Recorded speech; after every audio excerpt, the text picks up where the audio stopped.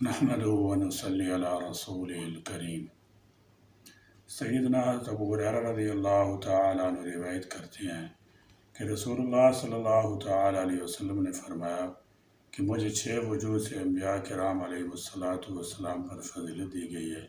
مجھے جوامع القلم عطا فرمائے گئے ہیں، روب کے ذریعے میری مدد کی گئی ہے، میرے لیے مال غنیمت کو حلال کر دیا گیا ہے، اور میرے لیے تمام روئے زمین پاک کرنے والی اور نماز کی جگہ بنا دی گئی ہے، اور مجھے تمام مخلوق کی طرف بھیجا گیا اور مجھ پر نبوت ختم کر دی گئی، یعنی میں خاتم الانبیاء ہوں۔ بلا شبہ رسول اکرم صلی اللہ تعالیٰ علیہ وسلم محبوب دو جہاں، خاتم النبیین اور تمام انبیاء کرام علیہ السلام کے سردار اور سب سے افضل و برتر ہیں۔ اس پر تمام امت کا اجماع ہے۔ رسول کریم صلی اللہ تعالیٰ علیہ وسلم نے خود اللہ تبارک و تعالیٰ کے حکم سے اپنی فضیلت واشگاف الفاظ میں بیان فرمائی ہے کہ میں تمام اولاد آدم کا سردار ہوں۔ اپنا مقام بیان کرنے میں مجھے کوئی فخر نہیں ہے۔ اللہ تعالیٰ جل شانہ نے تمام انبیاء کرام علیہ السلام میں ہمارے نبی کریم صلی اللہ تعالیٰ علیہ وسلم کو بطور خاص کچھ اعزازی خصوصیات سے نوازا، اور آپ صلی اللہ تعالیٰ علیہ وسلم کو ایسی امتیازی خوبیاں عطا کی گئی جو آپ صلی اللہ تعالیٰ علیہ وسلم سے پہلے آنے والے انبیاء کو حاصل نہیں ہوئی۔ چنانچہ اس امت محمدیہ کو بھی نبی کریم صلی اللہ تعالیٰ علیہ وسلم کی بابرکت ذات کے طفیل ان فضائل و مکارم میں سے کچھ حصہ مل گیا۔ ان خصائل میں سے 6 وہ جلیل قدر خصلتیں ہیں جن کا اس حدیث میں ذکر آیا ہے۔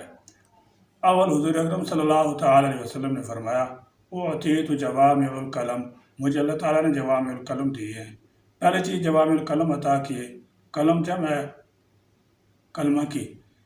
اب جوامع الکلم کا معنی یہ ہے کہ خدا تعالیٰ نے مجھے وہ کلمات عطا فرمائے ہیں جو جامع ہیں۔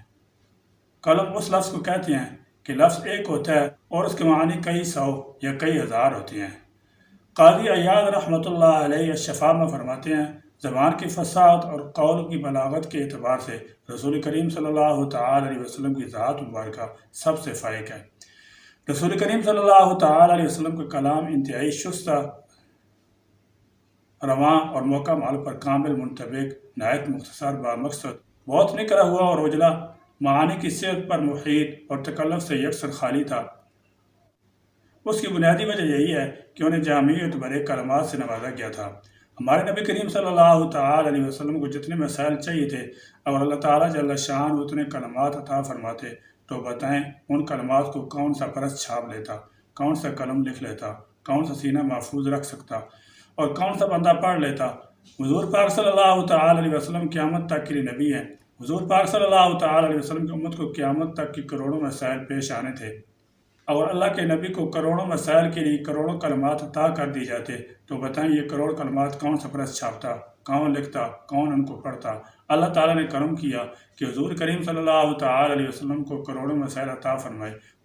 ان کروڑوں مسائل کے لیے اللہ تعالیٰ جل شانہ نے نبی کو کلمات بہت کم عطا فرمائے، الفاظ تھوڑے ہیں، مسائل زیادہ ہیں۔ یہ ہماری نبی کریم صلی اللہ تعالیٰ علیہ وسلم کی خصوصیت ہے۔ دوم، حضور اکرم صلی اللہ تعالیٰ علیہ وسلم نے فرمایا، وَنُصِرْتُ بِالرُّعْبِ، رعب دے کر میری مدد فرمائی گئی۔ دوسری چیز، اللہ سبحانہ و تعالیٰ نے نبی کریم صلی اللہ تعالیٰ علیہ وسلم کی نصرت کی اور آپ صلی اللہ تعالیٰ علیہ وسلم کے دشمنوں کے مقابلے میں رعب کے ذریعے آپ کی مدد کی، جو آپ صلی اللہ تعالیٰ علیہ وسلم کے دشمنوں پر طاری ہو کر انہیں کمزور، ان کی صفوں کو منتشر کر دیتا۔ اگرچہ آپ صلی اللہ تعالیٰ علیہ وسلم ان سے 1 ماہ کی مسافت پر ہوتے، ایسا اللہ کی طرف سے آپ صلی اللہ تعالیٰ علیہ وسلم کی مدد و نصرت اور اللہ کے دین کے دشمنوں کو رسوائی اور شکست سے دوچار کرنے کے لیے ہوتا۔ اس میں کوئی شک نہیں کہ یہ اللہ تعالیٰ جل شانہ کی طرف سے ایک بہت بڑی مدد تھی۔ سوم، رسول اللہ صلی اللہ تعالیٰ علیہ وسلم نے فرمایا، وَحِلَّتْ لِيَ الْغَنَائِمُ، اللہ تعالیٰ جل شانہ نے میرے لیے مال غنیمت کو حلال کر دیا ہے۔ تیسری چیز، مال غنیمت کے حلال ہونے کا معنی یہ ہے کہ مسلمان میدان جنگ میں کفار کے ساتھ جہاد کے لیے نکلے اور کافر کا جو مال ان کو جنگ کے بعد ملا، یہ مال غنیمت ہے۔ پہلے انبیاء علیہ السلام کے لیے یہ حلال نہیں تھا۔ پہلے انبیاء علیہ السلام کے لیے مسئلہ یہ تھا کہ اگر مال غنیمت ملتا تو اس کو میدان میں جمع کر لیتے، آسمان سے آگ آتی اس کو جلا دیتی۔ یہ اس بات کی علامت تھی کہ جہاد قبول ہو گیا ہے۔ اگر وہ آسمان سے آنے والی آگ اس مال کو نہ جلاتی تو یہ اس بات کی علامت ہوتی کہ یہ جہاد قبول نہیں ہوا۔ مال غنیمت جو کفار کے ساتھ جہاد فی سبیل اللہ سے حاصل ہوتا ہے وہ نبی کریم صلی اللہ تعالیٰ علیہ وسلم اور آپ صلی اللہ تعالیٰ علیہ وسلم کی امت کے لیے حلال ہے۔ وہ ایسے اس طرح تقسیم کریں گے جس طرح اللہ تعالیٰ نے بیان فرمایا ہے۔ چاروں رسول کریم صلی اللہ تعالیٰ علیہ وسلم نے فرمایا وَجُعِلَتْ لِيَ الْأَرْضُ طَهُورًا وَمَسْجِدًا، پوری زمین کو میرے لیے طہور یعنی پاک کرنے والا بنا دیا ہے۔ چوتھی چیز اللہ تعالیٰ جل شانہ نے نبی کریم صلی اللہ تعالیٰ علیہ وسلم اور آپ صلی اللہ تعالیٰ علیہ وسلم کی امت کے لیے کشادگی فرما دی کہ ساری زمین کو اس امت کے لیے مسجد قرار دے دیا۔ چنانچہ ان کے لیے جائز ہے کہ جہاں بھی نماز کا وقت ہو جائے وہ نماز ادا کر لیں۔ نماز کی ادائیگی کے لیے کچھ مخصوص جگہ ضروری نہیں ہے، جیسا کہ ان سے پہلے امتوں کے لیے تھا، وہ صرف اپنے کلیساؤں یا گرجا گھروں میں یہ عبادت کیا کرتے تھے۔ چنانچہ اس طرح اللہ تعالیٰ جل شانہ نے اپنے فضل و احسان کے ساتھ اس امت سے دشواری اور تنگی کو دور کر دیا۔ اسی طرح اس امت سے پہلے کی امتوں کے لوگوں کے لیے صرف پانی ہی حصول طہارت کا ذریعہ تھا۔ خدا تعالیٰ جل شانہ نے پوری زمین کو میرے لیے طہور یعنی پاک کرنے کا ذریعہ بنا دیا۔ پہلے نبیوں کے لیے تیمم کی گنجائش نہیں تھی، اس امت کے لیے تیمم کی گنجائش موجود ہے۔ پہلے نبیوں کی امت نے وضو کرنا ہوتا تو پانی سے، پہلے نبیوں کی امت نے غسل کرنا ہوتا تو پانی سے۔ فرمایا اس امت نے وضو کرنا ہے اگر پانی نہ ملے تو تیمم کر لے، اس امت نے غسل کرنا ہے اگر پانی نہ ملے تو تیمم کر لے، ان کو تیمم نہیں دیا۔ ہمارے نبی کریم صلی اللہ تعالیٰ علیہ وسلم کو دیا ہے اور پوری زمین کو ان کے لیے طہور بنا دیا۔ پچھلی امتوں کے لیے جو کام پانی سے لیا، اس امت کے لیے وہی کام مٹی سے لیا ہے، جبکہ اس امت میں سے جسے پانی دستیاب نہ ہو اس کے لیے مٹی کو حصول طہارت کا ذریعہ قرار دے دیا۔ اور زہر پہنچنے کے اندیش کی وجہ سے کوئی پانی کے استعمال سے قاصر ہو تو اس کا بھی یہی حکم ہے۔ پنجم حضور اکرم صلی اللہ تعالیٰ علیہ وسلم نے فرمایا وَأُرْسِلْتُ إِلَى الْخَلْقِ كَافَةً، مجھے پوری کائنات کا نبی بنا دیا ہے۔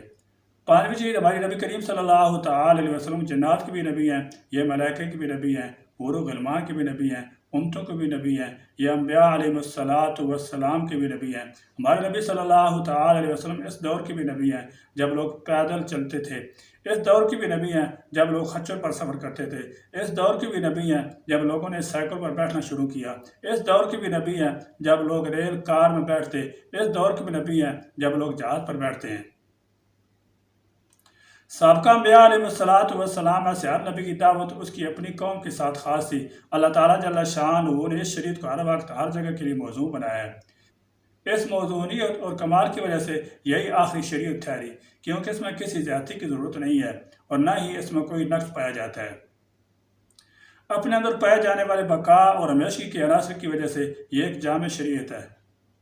ششم رسول اللہ صلی اللہ تعالیٰ علیہ وسلم نے فرمایا وَخُتِمَ بِيَ النَّبِيُّونَ، اور مجھ پر نبوت ختم کر دی گئی، یعنی میں خاتم الانبیاء ہوں۔ چھٹی چیز حضرت محمد مصطفیٰ صلی اللہ تعالیٰ علیہ وسلم اللہ تعالیٰ کے آخری نبی اور رسول ہیں۔ آپ صلی اللہ تعالیٰ علیہ وسلم کے بعد کسی قسم کا نیا نبی نہیں آئے گا۔ آپ صلی اللہ تعالیٰ علیہ وسلم کے بعد جو شخص بھی نبوت کا دعوت کرے وہ کافر، مرتد، زندیق اور واجب القتل ہے۔